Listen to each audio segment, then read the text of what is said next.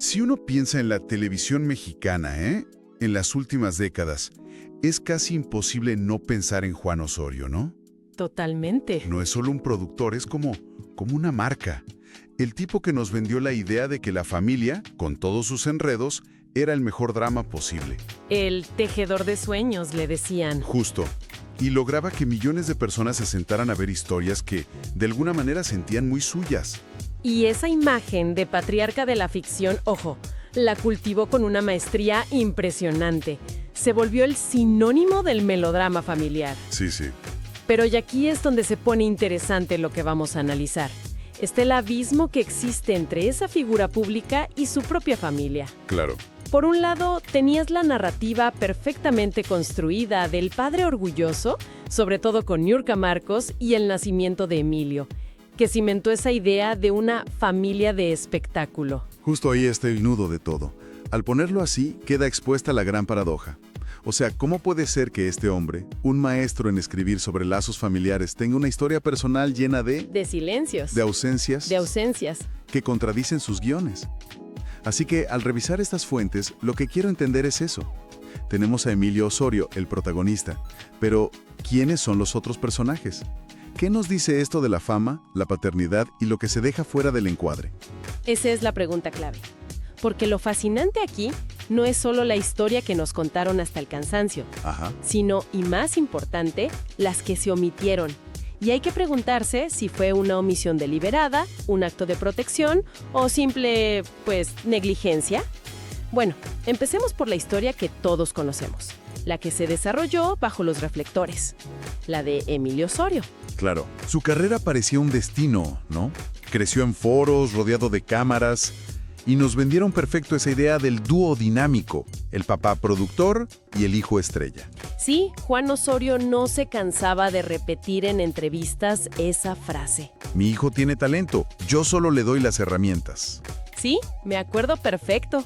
Desde afuera parecía el escenario ideal, el padre que le abre camino y el hijo que lo recorre fácil. Pero esa narrativa oculta una carga brutal. ¿En qué sentido? Ser el hijo de, en esa configuración, con un padre tan controlador y una madre tan volcánica como Niurka, es una receta para el conflicto. Claro, y además no hay que olvidar la separación. Exacto, una de las separaciones más mediáticas y amargas del espectáculo mexicano, con escándalos que lo pusieron a él, a un niño, en el centro del huracán. Y es que ese supuesto privilegio, la charola de plata, se convirtió rapidísimo en una jaula de oro.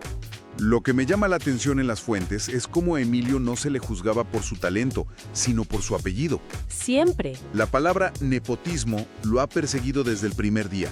Cada proyecto, cada canción, venía con un asterisco, ¿no? Totalmente. Lo que se vendía como ventaja, el apellido, se convirtió en su principal obstáculo. Nunca se le permitió fallar en privado. Ni equivocarse como cualquier joven. Pero yo iría un poco más allá. No era solo la presión del público. La más fuerte probablemente venía de casa. Tienes a un padre que exige resultados y a una madre que es un fenómeno mediático. No había espacio para ser simplemente Emilio. Y esa tensión, reventó. Los artículos mencionan un distanciamiento muy marcado en la adolescencia de Emilio. Sí, llegaron a un punto en el que, aunque trabajaban juntos, la comunicación estaba rota. Se hablaban de productor a actor, pero no de padre a hijo. Exacto. Y el propio Emilio lo ha confesado, ¿no? Esa sensación de que su vida no le pertenecía, de crecer bajo un escrutinio constante. Sí, sintiendo que su camino ya estaba trazado por otros. Y es en ese contexto que se entienden mejor los intentos más recientes de reconciliación que hemos visto. Ya no es el niño que obedece, sino un adulto joven buscando redefinir la relación en sus propios términos.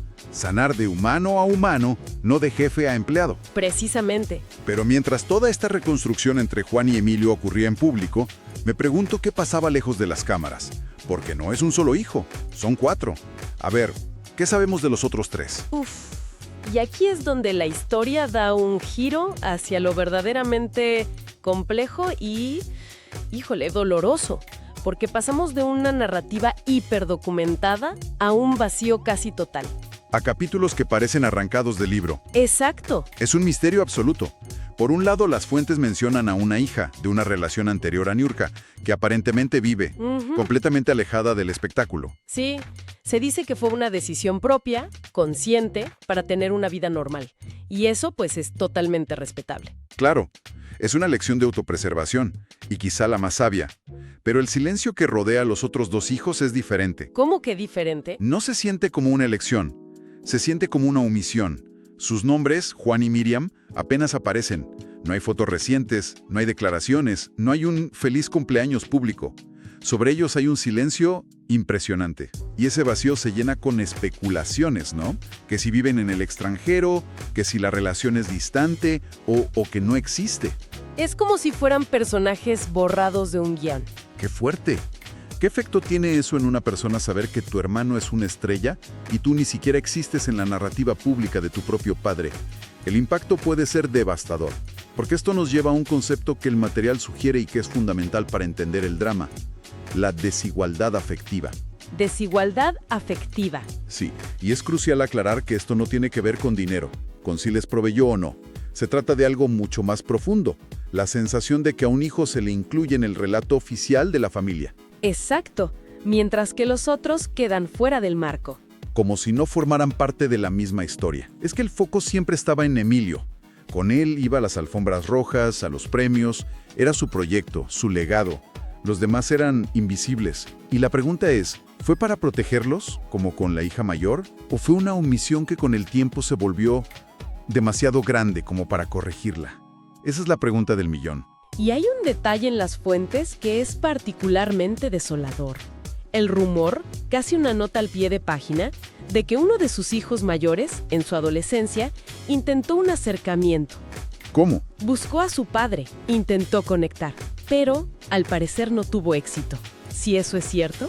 A ver, las fuentes dicen que uno de los hijos intentó acercarse y fue rechazado.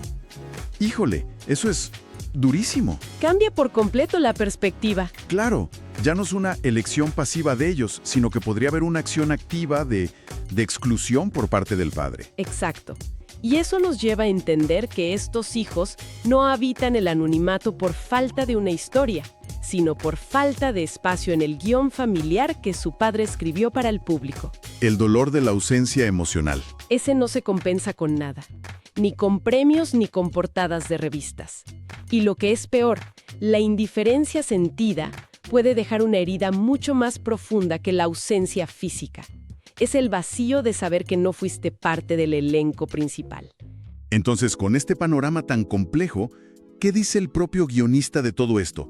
Porque lo más revelador es que Juan Osorio ya ha empezado a hablar del tema. Sí, y sus confesiones son la pieza que termina de armar este rompecabezas trágico.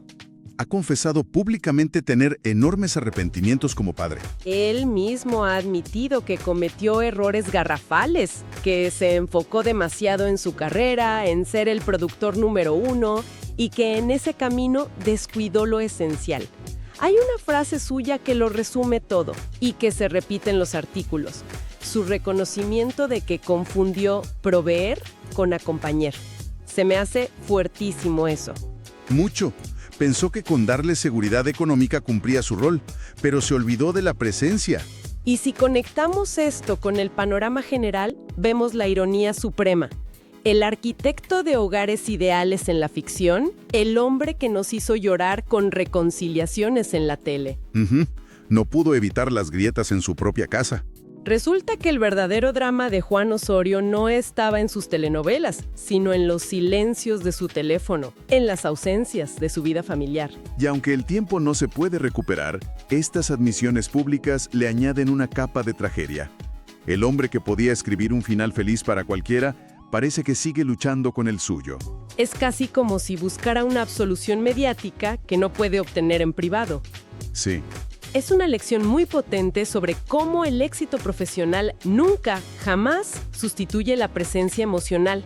La paternidad no se puede editar como una escena. No puedes simplemente cortar las partes difíciles y ya. No, las consecuencias de esas ausencias permanecen y tienen eco a lo largo de los años. Entonces, ¿cómo queda la foto hoy? Por un lado tienes a Emilio, que sigue en la lucha por forjar su propia identidad, por demostrar que es más que un apellido, y a la vez haciendo las paces con él. Ajá. Y por otro tienes a Juan Osorio, que no para, sigue produciendo, creando nuevas ficciones. Pero las preguntas sobre Miriam y Juan Hijo siguen flotando en el aire, más densas que nunca. Esas preguntas son el verdadero núcleo sin resolver de esta historia. ¿Qué sentirán ellos al ver a su padre hablar de familia en televisión? Quizá nunca lo sabremos. La narrativa pública tiene un protagonista y varios personajes que fueron, para todos los efectos, borrados del guión. Y es importante subrayar que este análisis no busca emitir un juicio, ¿verdad? Sino observar con atención lo que a menudo dejamos fuera en las historias familiares, especialmente las públicas. Claro, al final, toda familia, famosa o no, tiene sus propios silencios. Sus verdades difíciles. Al final todo se reduce a los vínculos. Hay una frase en el material que me parece que encapsula perfectamente esta historia. Hay vínculos que, aunque invisibles para el público, siguen gritando en silencio. ¡Wow! Y eso nos lleva a una reflexión final, una que va más allá de este caso. El material lo plantea de una forma muy poderosa. A veces, el mayor vacío no lo deja la ausencia de una persona, sino la indiferencia sentida. Y eso nos obliga a preguntarnos, ¿qué silencios existen en las historias que contamos sobre nuestras propias familias?